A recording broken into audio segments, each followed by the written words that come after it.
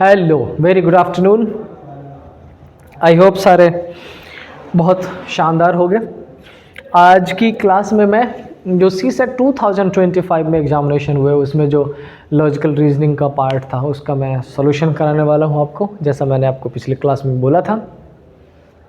और जो chapter wise class अपनी चल रही है वो चैप्टर वाइज चलती रहेगी। फिर से शाम को 8 बजे मैं एक बार दोबारा आऊँगा।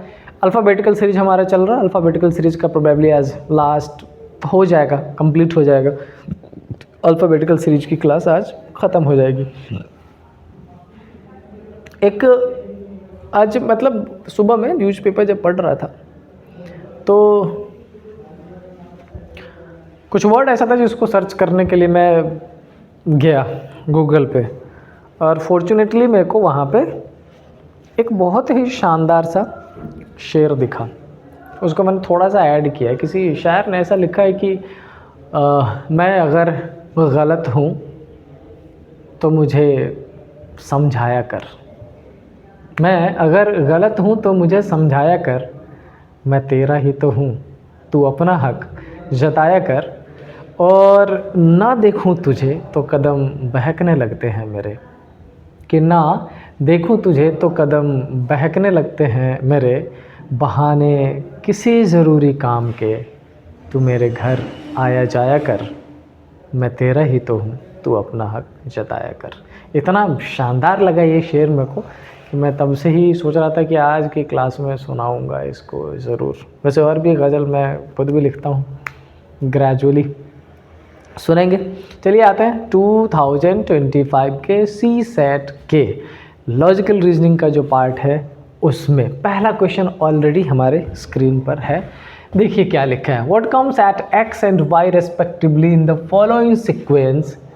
और ये जो फॉलोइंग सीक्वेंस है वो शुरू होता है जनवरी, अगेन जनवरी, दिसंबर, अक्टूबर, x, मार्च, अक्टूबर, y, सितंबर।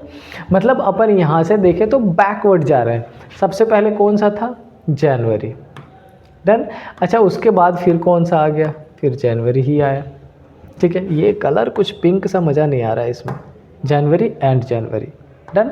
अच्छा, इससे बैकवर्ड जाने में जो सब्ट्रैक्शन है, जो चेंज है वो ज़ीरो का है, कोई सब्ट्रैक्शन नहीं है।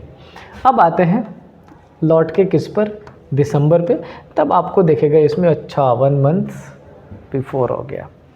ठीक है। अच्छा, अब आते हैं अक्टूबर पर। जब आप अक्टूबर पे चल के आओगे ना तो आपको दिखेगा इसमें कि बीच में 1 का गैप है, और अगर नंबर वाइज देखें तो कितने का हो गया है? 2 का। तो पहले डिफरेंस था 0, सेम रिपीट हुआ, फिर 1 पीछे गए, फिर 2 पीछे गए। इसका मतलब अब 3 पीछे जाना पड़ेगा। तो ये बताओ, अक्टूबर से जब 3 पीछे जाओगे, अक्टूबर से जस्ट पहले कौन सा हो जाता है? सितंबर। सितंबर से जस्ट पहले कौन सा होता है? अगस्त। और अगस्त से पहले कौन सा हो जाता है? जुलाई।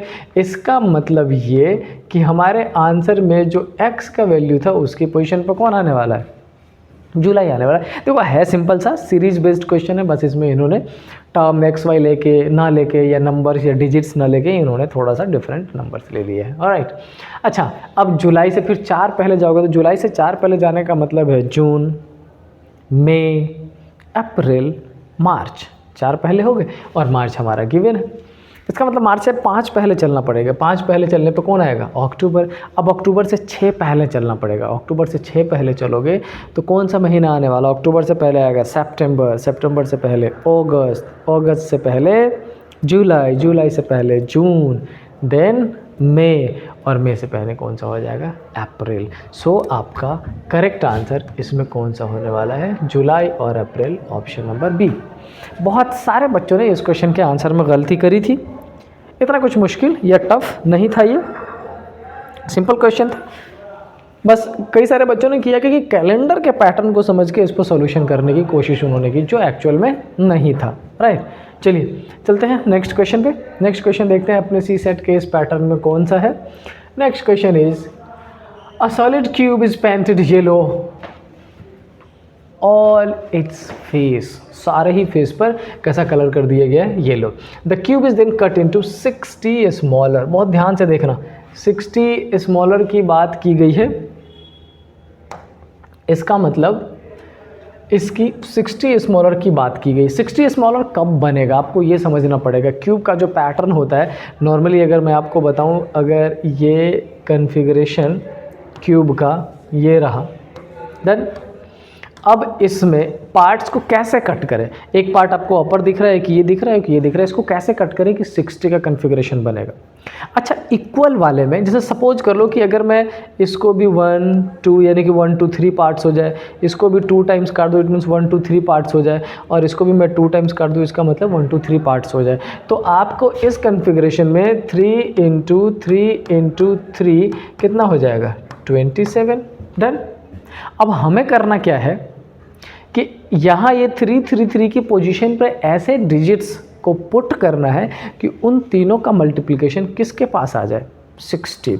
अब देखो बात ऐसी रही कि अगर मैं ऐसा बोलूँ कि आप 4 4 4 कर दो, वो तो 64 हो जाएगा, इसका मतलब एग्जैक्टली 4 तो है नहीं, तो होगा क्या। नंबर आपको अगर ध्यान हो तो एक नंबर 3, दूसरा नंबर क्या आएगा 4, और तीसरा नंबर क्या आ जाएगा 5। तो 3 4 5, 3 4 जा 12 एंड 12 5 जा 60, कितना बन रहा है आपका ये नंबर। एक तो कट पता चल गया, ठीक है। अब एक बात बताओ, मैंने जब आपको ये बोला कि इसको 1 2 3 पार्ट्स में डिवाइड करना है, तो 3 पार्ट्स में डिवाइड करने के लिए कितने कट्स लगाने पड़े, तो 2 कट्स लगाने पड़े। डन। अच्छा, अगर 4 पार्ट्स में काटने होंगे तो कितने कट लगाने पड़ेंगे, 3 कट लगाने पड़ेंगे, और अगर 5 पार्ट्स में काटने होंगे तो कितने, 4 पार्ट्स में। इसको मैं एक और सिंपल एग्जांपल सपोज करूँ, देखो ये एक स्ट्रेट लाइन है, अगर इसको 2 पार्ट्स में काटने हैं कितने कट्स लगाओगे, 1 कट, 2 पार्ट। 3 पार्ट्स में काटने हैं कितने कट लगाओगे, 2, यानी कि 1 2 3। मतलब सिंपली कि जितने पार्ट्स में काटने होते हैं डिवाइड करना पड़ता है, यू हैव टू, आपको उससे कट 1 कम लगाना पड़ता है जितने पार्ट्स की ज़रूरत होती है। डन। तो हमारे पास यहाँ पर कट की बात करें तो 2 है, 3 है, 4 है। अब इसी पे बेस्ड सारा क्वेश्चन आने वाला है। देखिए क्या कह रहा है, smaller but equal piece by making the minimum number of cuts. हमें कट कोशिश करनी है कम से कम लगाने की। Which of the following statement, okay statement है। सबसे पहला क्या लिखा है, the minimum number of cuts is 9। क्या करेक्ट है, आंसर है यस, 9 100% करेक्ट है, क्योंकि हमने देख ही लिया है 60 पूरा करने के लिए 3 4 5 ही रिक्वायर्ड है, और 3 4 5 को करने के लिए 2 3 4 ही कट्स लगाने पड़ेंगे। तो टोटल कट 2 3 5 और 4 क्या हो जाएगा 9। बहुत सिंपल था लेकिन थोड़ा लॉजिकल था। अब क्या लिखा है, the number of a smaller piece which are not painted on any face is 6। अच्छा एक बात बताओ, अगर मैं इसको ऐसा सेम कंडीशन में रहने दूं और एक ये पूरा शेप बना दूं इसका, डन। यहाँ पर भी मैं इसका ऐसा एक शेप बना दूं और यहाँ पर भी मैं इसका एक ऐसा शेप बना दूं, ये आपका एक क्यूब हो गया जो डिफरेंट पार्ट्स में कटा हुआ है, ठीक है। अच्छा, इसमें अगर मैं पूछूं कि ऐसे कितने क्यूब्स होंगे जिसका एक भी फेस कलर नहीं है, तो बेटा टॉपिक जो मैंने आपको बेसिक बताया था, मैंने उसमें बताया था कि इसको बोलते हैं क्या, इनर क्यूब। यही बोलते हैं ना, इनर क्यूब। इनर क्यूब को फाइंड करने का 2 तरीका होता है, एक तो फॉर्मूले से, और फॉर्मूले से नॉर्मली क्या हो जाता है x - 2 का होल क्यूब। लेकिन यहाँ पर x का मतलब हो जाता है जब सारे ही पार्ट्स को इक्वल पार्ट्स में डिवाइड किया गया हो, सारे सरफेस को। अब यहाँ पर x - 2 या अगर इस कन्फिग्रेशन में देखूँ तो 3 - 2 का होल क्यूब अगर करेंगे तब तो 1 का होल क्यूब इक्वल टू क्या हो जाएगा 1, यही होगा ना। बट इसमें सारे सरफेस इक्वल पार्ट्स में तो डिवाइड नहीं किए गए, कुछ सरफेस 3 में है, कुछ सरफेस 4 में है और कुछ सरफेस 5 में है। समझ आ रही बात। अब हमें ये देखना पड़ेगा कि इस कन्फिग्रेशन में जब ऊपर का पार्ट 5 है तो नीचे का भी 5 होगा, इस साइड का 4 है तो बैकवर्ड भी 4 होगा, इधर का 3 है तो उधर का भी 3 होगा। तो उसके अंदर कितने ऐसे क्यूब्स बच जाएंगे जो आपके हिसाब से किसी भी साइड से पेंटेड नहीं होंगे। डन। अच्छा देखो, एक सिंपल सी बात और मैं बताता हूँ। जब मैंने आपको ये कन्फिग्रेशन बताया कि ये 3 वाला है और मैंने x की वैल्यू 3 ले ली, तो x - 2, 2 कौन सा, एक अपर लेयर जो दिख रहा है कहीं ना कहीं से पेंटेड होगा, एक लोअर लेयर जो दिख रहा है कहीं ना कहीं से पेंटेड होगा। तो पेंटेड कौन सा नहीं होगा, जो अपर और लोअर के बीच में होगा, मतलब 1। अच्छा, 3 होते हुए कितना बना था 1, तो 4 होते हुए कितना बनेगा 2, और 5 होते हुए कितना बनेगा 3, और अगर उन दोनों को तीनों को ऐड कर दे तो 1 + 2 + 3 इक्वल टू क्या हो जाएगा 6। क्वेश्चन में क्या लिख रहा है, the number of a smaller piece which are not painted in any face is 6 and that is also correct. So the correct answer is both 1 and 2। I hope आपको चीज़ें क्लियर हुई होंगी। डन, चलते हैं नेक्स्ट क्वेश्चन पे। Next question क्या है? Next question बेटा है नंबर सीरीज़ का, बहुत सिंपल है, ज़्यादा मुश्किल क्वेश्चन नहीं है ये भी, आप समझो इसको। क्या लिखा है? 7 इंटू 24 इक्वल टू 25। कैसे कन्वर्जन कैसे हुआ? अच्छा आप ये बताओ, ये जो 7 है इसका स्क्वायर कितना है?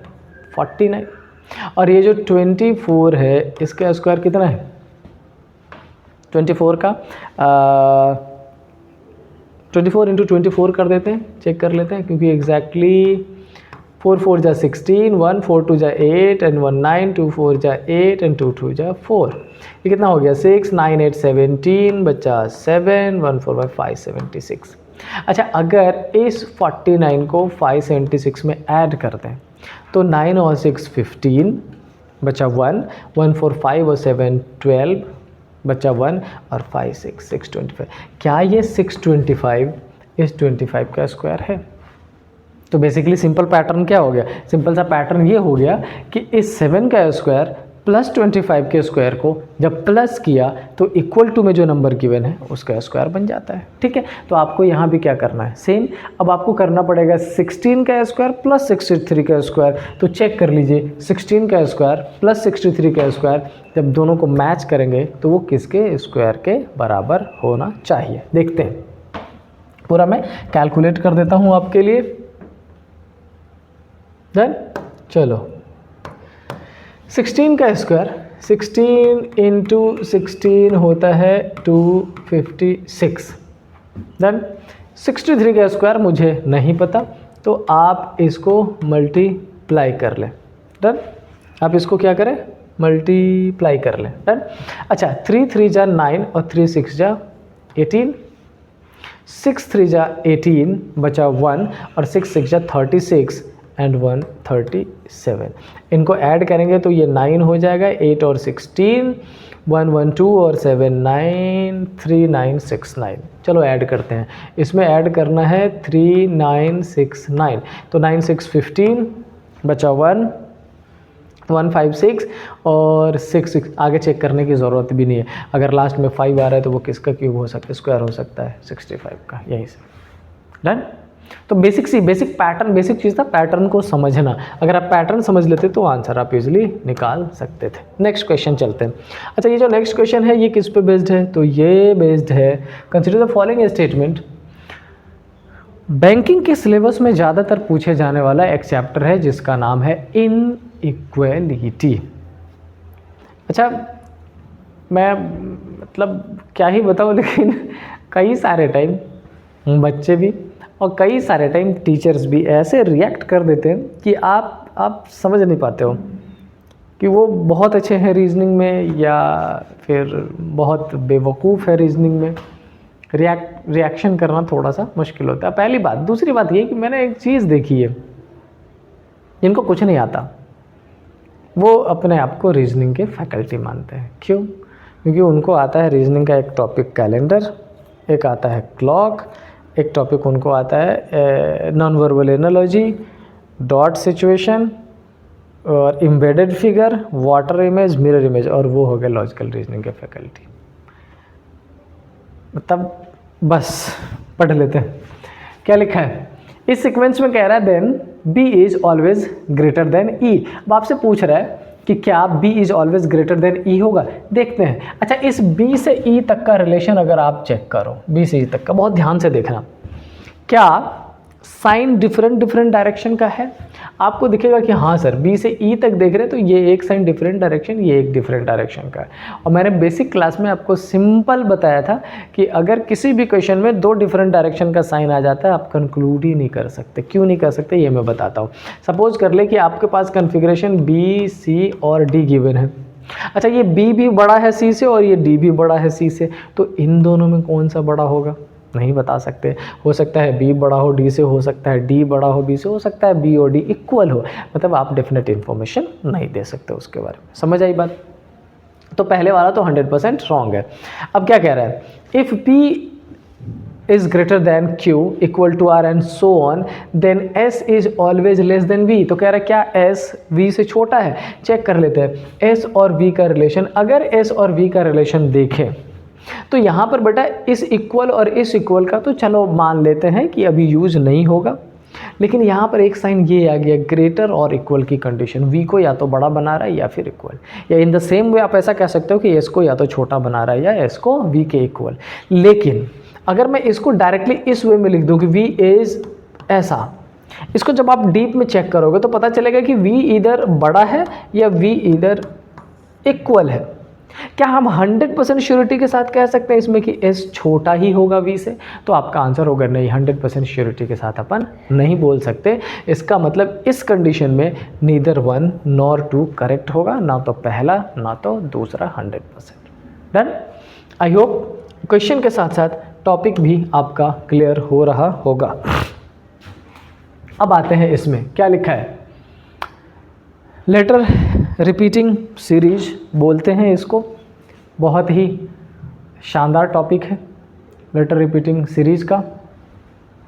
देखते हैं अपन इसमें क्या कर सकते हैं। लेटर इसमें क्या लिखा है? अच्छा पहले देखो, सबसे पहले मैंने आपको एक पैटर्न बताया था कि जब कभी आप लेटर रिपीटिंग सीरीज सॉल्व करो ना तो चेक कर लो कि जो गिवन है लेटर्स और उसके बाद जो स्पेस है टोटल की काउंटिंग कितनी है। सबसे फर्स्ट पैटर्न अगर मैं इसको पुट करूं तो आपके पास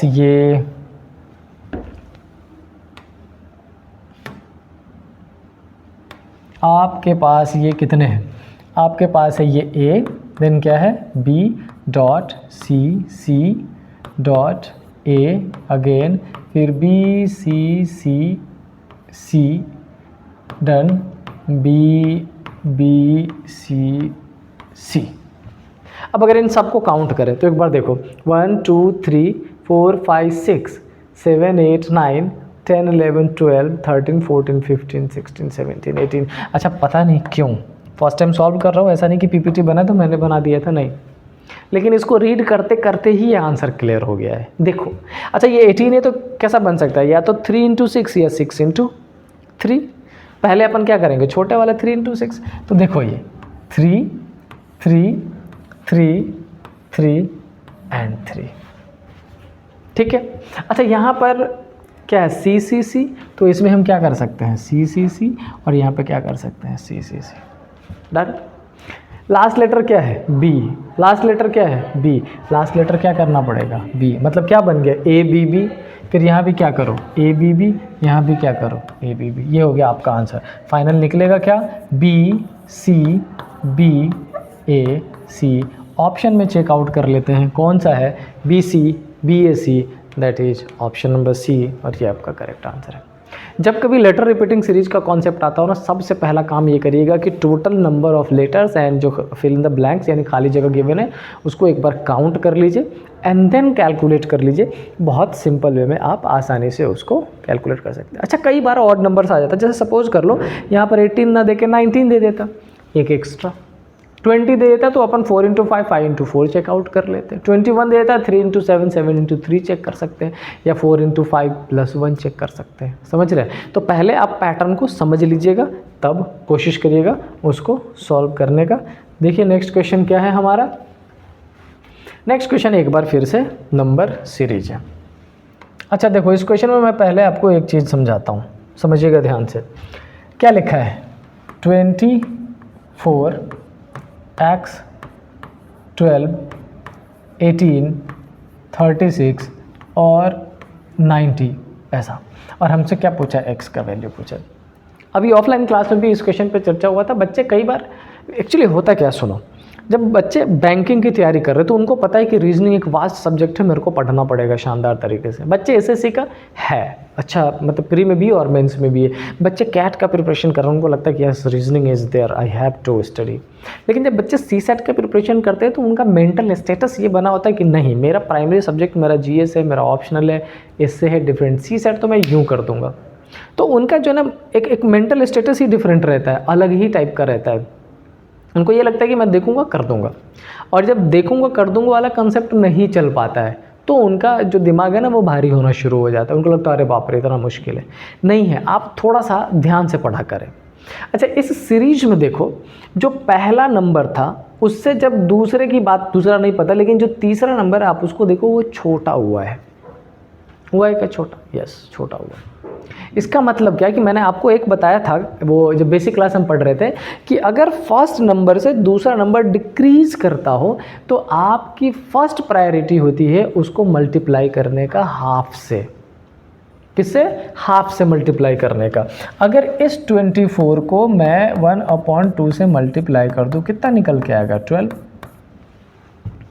उसके बाद दूसरा, ये हो गया फर्स्ट स्टेप। सेकेंड स्टेप में हम चेकआउट करेंगे क्या वही पैटर्न चल रहा है, तो हम उसको मल्टीप्लाई करेंगे किससे? 1 से। ये हो गया, क्या वही है? हाँ है।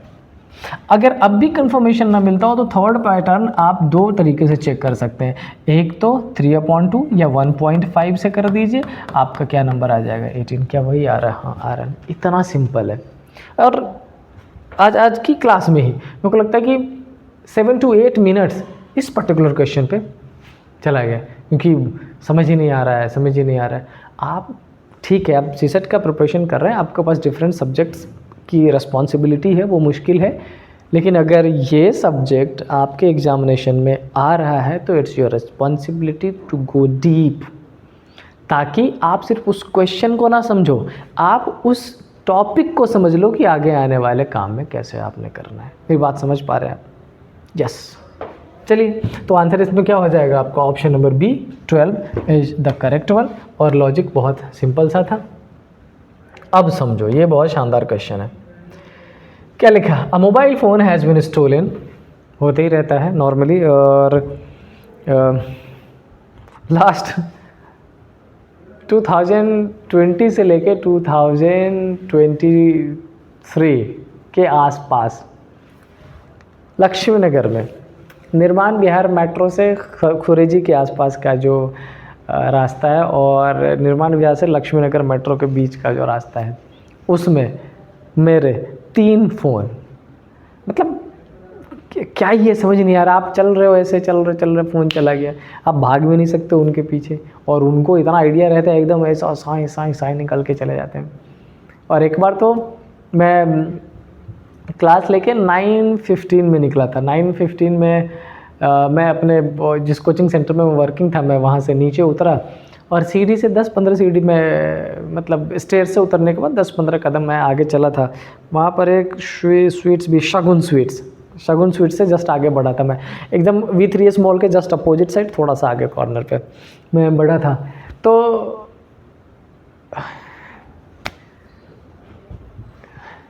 बड़ी अच्छी लाइफ थी मेरी वहाँ पे। खैर, बहरहाल रेट्रोस्पेक्टिव है।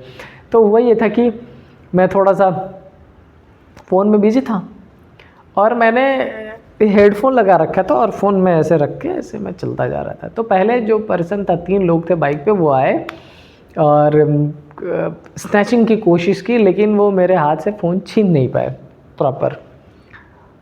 जो पीछे वाला था वो उतर गया, क्योंकि रास्ता थोड़ा खाली था। मैं लगा अब तो बस, पहले आई थॉट कि आई हैव टू फाइट, ठीक है, लेकिन तब मेरे को ये लगा कि मेरे यहाँ पे कट भी है, यहाँ से एक ब्लड थोड़ा गशिंग, इट स्टार्टेड गशिंग। तो मैंने देखा, मैं कहा ये ब्लड गिर रहा है, ये कहाँ से आएगा? तब तो पता चला कि वो उनके हाथ में शायद ब्लेड होते हैं, ऐसा उन्होंने दे दिया था। मैंने कहा छोड़ो यार, अब एक मार चुका, पता नहीं दोबारा कहीं इधर ही ना मार दे एक फ़ोन के चक्कर में। फिर मैंने तसल्ली से उनको फ़ोन दे दिया। मैं हटाओ, ये कहानी, ये फ़ोन स्टोलन वाला लफड़ा बहुत तब खतरनाक होता है। खैर, तो क्या लिखा है? There are 3 suspects PQR। 3 suspects है, एक है P, दूसरा है Q और तीसरा कौन है? R है। PQR, there are 3 different suspects. Alright, they were questioned knowing that only one of them is guilty. इस तीनों में से कोई एक चोर है, ठीक, हो सकता तीनों का मिली भगत हो, लेकिन क्वेश्चन है एक कह रहा है तो मान लेते हैं। The response are as follows. P, I did not steal, Q stole it। P ने अपने नाम के आगे कैंसिल कर दिया, लेकिन पॉजिटिव नाम किसके बारे में बोला? Q के बारे में। क्या P ने R के बारे में कोई इन्फॉर्मेशन दी? नहीं दी, अपना कैंसिल कर दिया, Q का यस कर दिया और R के बारे में कुछ बोला नहीं। मतलब P के स्टेटमेंट से हम 100% इन्फॉर्मेशन नहीं निकाल सकते। Q, R did not steal, I did not steal। अच्छा, Q ने ये बोला है कि देखो आर ने भी नहीं चोरी की और मैंने भी नहीं चोरी की, तो क्या पी ने चोरी? लेकिन क्या ये डेफिनेटली कह रहा है? नहीं कह रहा है, क्योंकि यहाँ पर तो इसने मना कर रखा है। तो एक जगह इसने मना कर दिया खुद को, एक जगह इन दोनों ने मना कर दिया खुद को। Now next, R I did not steal and I do not know who did it. R ने कहा कि देखो मैंने तो नहीं लिया है बट बाकियों का मुझे पता भी नहीं है। एक जगह आर का नहीं पता चल पा रहा है, आर ने मना कर दिया मुझे क्यू और पी का पता नहीं है। क्या इन तीनों इन्फॉर्मेशन को एक साथ क्यूमुलेटिव पढ़ने के बाद आप ये कह सकते हैं कि 100% पता चल गया कि चोर कौन है? आंसर है नहीं। So can not be determined is the correct answer. Definitely अपन किसी भी डेटा को पढ़ के नहीं कर सकते। अच्छा, कंक्लूड करने को आप ये बोल सकते हो कि सर पी ने बोला है कि क्यू ने की है, डेफिनेटली उसने बोला है, लेकिन पी झूठ वो तो बोल सकता है। उसने आर के बारे में बताया नहीं, क्या पता आर का नाम छुपा रहा हो, आर नहीं किया, उसने खुद के बारे में मना कर दिया, क्या पता उसने नहीं किया हो। मतलब 100% श्योरिटी के साथ अपन नहीं बोल सकते। नेक्स्ट देखिए क्या है। The team PQR participated in a tournament in which the teams play with one another exactly once. Okay, once का मतलब क्या हो गया कि आपका जो मैच है वो कैसा होगा। Let's see, ये जो P है ना, ये किसके किसके साथ खेलेगा? P Q के साथ भी खेलेगा और P R के साथ भी खेलेगा, और उसके बाद ये जो Q है ना, ये R के साथ खेलेगा। समझो, P से Q का एक मैच, P से R का 2 मैच हो गया। अच्छा, और Q से R का, अब यहाँ बोलोगे सर आपने Q से P का नहीं लिखा, ऑलरेडी हो चुका है। अब बोलोगे सर R से P का नहीं लिखा, R से P का ऑलरेडी हो चुका है। मतलब टोटल मैच कितने होंगे? 1, 2 एंड 3 मैचेज होंगे, राइट। क्या लिखा है? A win fetches a 2 points. अच्छा, जब आप जीतते हो तो आपको 2 पॉइंट्स मिलेंगे एंड ड्रॉ पे 1 पॉइंट मिलेगा एंड लॉस पे कोई पॉइंट नहीं। मतलब अपने को बस ध्यान रखना है कि अगर कोई जीतेगा तो उसको 2 मिलेंगे और हारेगा तो 1 मिलेगा, alright. Each team scored exactly 1 goal in the tournament. बहुत डिफरेंट और अच्छे क्वेश्चन में से एक है और इन्फॉर्मेशन अच्छा है कि सारे ही टीम ने एक एक गोल ही, अगर किसी ने उसी गोल से जीत हासिल कर ली होगी तो उसको 2 पॉइंट मिल गया होगा, लेकिन वो एक गोल कर ही नहीं पाया, दूसरा ने एक गोल कर दिया, वो हार गया, उसको कुछ नहीं मिलेगा। दोनों का मैच ड्रॉ हो गया तो 1-1 पॉइंट्स मिल जाएगा। The team P got 3 points, alright. अच्छा, इस पी को 3 पॉइंट मिले हैं। 3 पॉइंट का मतलब ये कि P अपने दोनों मैच में से, P और Q दोनों में से हारा तो नहीं है। इसका मतलब P एक मैच जीता है और एक मैच ड्रॉ हो गया है इसका, तभी तो जीतने वाले में 2 पॉइंट्स और ड्रॉ में 1, और उसको कितने पॉइंट्स मिल गए? 3 पॉइंट्स। आगे क्या लिखा है? Q got 2 points. अच्छा, Q को 2 पॉइंट्स मिले हैं। Q को 2 पॉइंट्स मिले, बेटा Q के 2 ऑप्शन हो सकते हैं, या तो दोनों के दोनों ड्रॉ हो गया हो तो 1+1, या एक जीत गया हो तो, ठीक है। अच्छा, नेक्स्ट क्या लिखा है? 2 points and R got 1 point. R को 1 ही पॉइंट मिला है। इसका मतलब ये कि बच्चे R 1 पॉइंट मिला है उसको, मतलब एक तो मैच उसका क्या हुआ होगा? ड्रॉ, और एक डेफिनेटली वो हार गया होगा, तभी तो 1 ही पॉइंट मिला है, ठीक है। चलो, अच्छा, इसके 2 पॉइंट में एक कंडीशन ये भी है, क्योंकि कि अगर ये दोनों ड्रॉ है तो अलग बात है, लेकिन अगर इसको 2 पॉइंट मिला है इसका मतलब जीतने से तो एक ये मैच क्या हो गया होगा? हार गया होगा, अदरवाइज इसके 3 पॉइंट्स होते हैं। लेट्स सी अब क्या क्या लिखा है। Which of the following statement is true? The result of the matches between P and Q is a draw with the score 0-0। ऐसा पूछ रहा है कि क्या P और Q का जो मैच था वो 0-0 है। अच्छा, समझो, P का भी एक मैच ड्रॉ हुआ था और Q का P का एक मैच किससे हुआ होगा? Q से, और P का एक मैच किससे हुआ होगा? R से। क्लियर है? अब अपने को ये समझना है कि R वाला जो मैच है वो तो ड्रॉ ही है, और उसमें एक ही ड्रॉ है क्योंकि एक ही पॉइंट है उसके पास और दूसरा वो हार चुका है, तो R का एक मैच ड्रॉ हुआ होगा। लेकिन अगर P का मैच R से ड्रॉ हो जाएगा तो Q से वो 100% जीता होगा, डन। लेकिन अगर P का मैच Q से ड्रॉ हो जाएगा तो R से वो 100% जीता होगा। तो पॉसिबल है कि P और जो Q का मैच है वो क्या हो गया हो? ड्रॉ हो गया हो, ठीक है। दूसरा क्या लिखा है? The number of goals scored by R against Q is 1। अब देखो, इस R और Q की बात कह रहा है, R और Q की बात कह रहा है। आर का चूंकि हमें पता है कि आर और क्यू का मैच क्या है, ड्रॉ है, यहीं से क्लियर हो गया कि यस ऊपर वाला इस पर्टिकुलर लाइन को पढ़ने के बाद अब ये क्लियर हो गया कि यस ये 100% करेक्ट हो जाएगा। डन। क्यों? क्योंकि आर का एक मैच ड्रॉ, क्यू का दोनों मैच ड्रॉ, तो आर और क्यू की कंडीशन में अगर एक मैच इनका आपस में ड्रॉ हो गया है, समझ रहे हैं बात, आर और क्यू का मैच आपस में ड्रॉ हो गया और क्यू के पास दूसरा पॉइंट, तो क्यू का दूसरा मैच भी क्या हुआ होगा, ड्रॉ ही हुआ होगा, और वो मैच किसके साथ हुआ होगा, पी के साथ, तो पहला 100% करेक्ट, दूसरा भी 100% correct, so option C both 1 and 2 is correct. ठीक है, इसका क्या प्रॉपर स्ट्रक्चर बना के देने की ज़रूरत है, बट आई डोंट थिंक आपको इसे कम। ठीक है, चलो नेक्स्ट क्वेश्चन पे चलते हैं। नेक्स्ट क्वेश्चन क्या है, P is the brother of Q, blood relation, right, P is the brother of Q S is the ये following statement are definitely true. क्या लिखा है, P is the brother of Q, इस P को हम क्या बनाने वाले हैं, ब्रदर ऑफ, सॉरी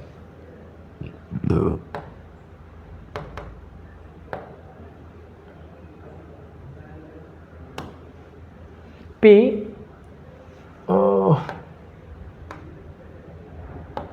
क्या है, P is brother of Q।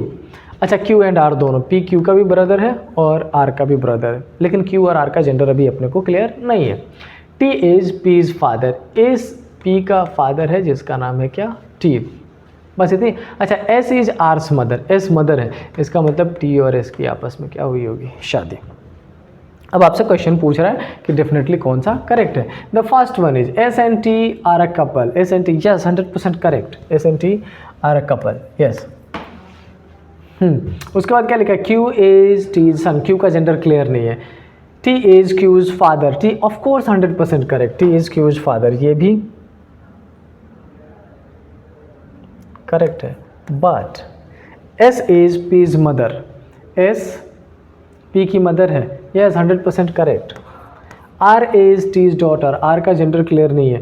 P is S son, P जो है एस का सन है, ये भी 100%। Select the correct answer using the code given blue, only 2। अच्छा, ऑप्शंस में कुछ मिसिंग रह गया है, only 2, only 3, only 4, only 5। Let me check. P is the brother of Q, P brother है Q का, एंड R, R का भी ब्रदर है। S is mothers of R, R की मदर S की, मतलब वो P की भी मदर हो गई। And T is P is father, T P का फादर है। How many of them following statement are definitely true, तो इसमें कितने ट्रू हैं, ये 1 2 3 4, ओनली 4, मतलब 4 डिफरेंट स्टेटमेंट करेक्ट है। अच्छा सुनो, दिमाग यहाँ घुमा देने वाला है कि इसमें से कितने करेक्ट हैं, 1 2 3 4। Q इज टी सन गलत है, T is Q's father correct है। हम यहाँ पे क्या ऑप्शन ढूंढने लग जाएंगे, first second third fourth, C set है, थोड़ा दिमाग लगाना पड़ेगा। Yes, next, if no is coded as 210, बहुत मुश्किल नहीं होने वाला है, सिंपल सा, टाइम भी चेक कर लेते हैं। यस, ओके, क्या लिखा है, if no is coded as 210, no 210 कैसे बनेगा, ये समझ लीजिए, नो 210 कैसे बनेगा। पहले तो आप लेटर से डिजिट को डिजिट में कन्वर्जन का समझिए। इस n की जो वैल्यू है, n इक्वल टू कितना होता है 14, और ये जो m की वैल्यू है वे कितना है 15, इन दोनों को मल्टीप्लाई करेंगे कितना आ जाएगा 210, यानी कि प्लेस वैल्यू का मल्टीप्लिकेशन है। उसके बाद क्या लिखा है, नॉट। अच्छा, नॉट ये तो है ही, इसमें बस t इंटू टी कर देंगे और t क्या हो जाता है 20, अगर ये करेंगे तो आपका क्या हो जाएगा 4200। तो अपने को फाइनली क्या करना है, नोट्स में, नोट्स की वैल्यू में s से मल्टीप्लाई कर देना है। तो नोट का वैल्यू कितना है 21,000, और अगर अपने इस 21,000 में s का मतलब है 19 से मल्टीप्लाई करें तो क्या आ जाएगा, ये चेक करना है। डन। ओह हो 39,900, 19 0 0 0 0 9 9 3, 39,900 इज द करेक्ट आंसर। ठीक है, चलो, तो ये रहा आपका 2025 का सी सेट। हमने देखा पूरे ही डिटेल्स में, बहुत सारे रीजनिंग के डिफरेंट टॉपिक को मर्ज करके ये सेगमेंट बना है। मैं आपसे फाइनली यही रिक्वेस्ट करूंगा कि इसको सेकेंडरी मत बनाओ, हाफ एन आवर दो, 1 आवर दो, बट डेली दिया करें, प्रैक्टिस इसके लिए ज़रूरी है। ठीक है, मिलते हैं मेन क्लास में जब हम पढ़ेंगे अल्फ़ाबेटिकल सीरीज़ का part 3। Till then stay happy, जय हिंद।